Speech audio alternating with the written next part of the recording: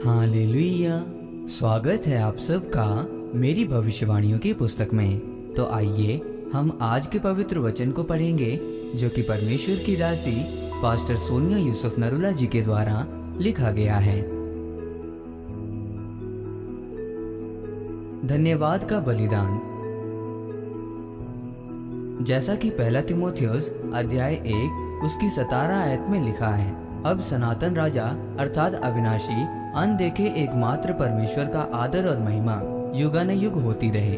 आमीन। मेरे प्रियो, जब आप परमेश्वर के वचन को ध्यान से सुनते हैं और उस पर चलते हैं तो वही वचन आपके लिए रेमा वचन हो जाता है, क्योंकि वचन में लिखा है, तुम जो कुछ भी परमेश्वर के लिए करो उसे पूरे तन और मन से करो, क्योंकि आप किसी मनुष्य के लिए नहीं वरन परमेश्वर के लिए करते हो।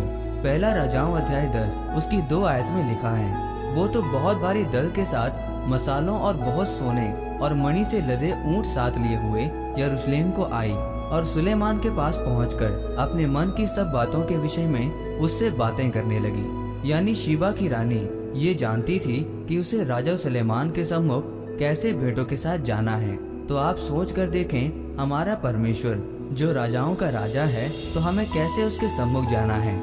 जब राजा सुलेमान ने देखा कि उस रानी ने कितने आदर के साथ भेंट की तो सुलेमान ने कहा कि जो कुछ भी तू चाहे अपनी इच्छा से मैं तुम्हें सब कुछ दे दूंगा। मेरे प्रियो, हमारा परमेश्वर सुलेमान से बड़ा है। वो राजाओं का राजा है कि जब भी आप परमेश्वर के पास जाएं तो भरे हाथ के साथ जाएं। याद रखें, परमेश्वर के घर में बीजों का बोना आपका परमेश्वर के लिए बड़ा आदर है और हम उसकी सेवा कर रहे हैं जो स्वर्ग और पृथ्वी का मालिक है। उत्पत्ति अध्याय 35 उसकी 1 आयत में लिखा है, तब परमेश्वर ने याकूब से कहा, यहाँ से निकलकर बेतेल को जा और वहीं रह और वहाँ परमेश्वर के लिए वेदी बना, जिसने तुझे उस समय दर्शन दिया जब तू अपने भाई एसाव के डर से भागा जाता था। यानी परमेश्वर ने कहा कि हे याकूब, याद कर 20 साल पहले तू अपने घराने समेत एसाव के डर से सिर्फ हाथ में एक लाठी लिए हुए अपनी जान बचाने के लिए भागा था और मैंने तुम्हें किस रीति से आशीषित किया था।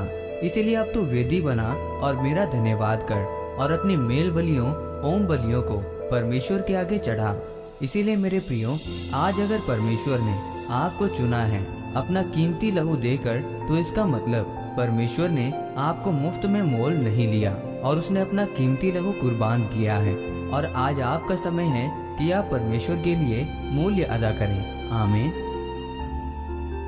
आइए इस अंगीकार को आप मेरे साथ एक मन होकर करें। सर्वशक्तिमान परमेश्वर, इस वचन के लिए मैं आपका धन्यवाद करता हूँ और अंगीकार करता हूँ कि मैं आपके घर में खाली हाथ नहीं आऊँगा, बल्कि धन्यवाद सहित भेंटों को लेकर आऊँगा। आमीन। परमेश्वर आप सबको इस वचन के ऊपर मनन करने के द्वारा आशीषित करे।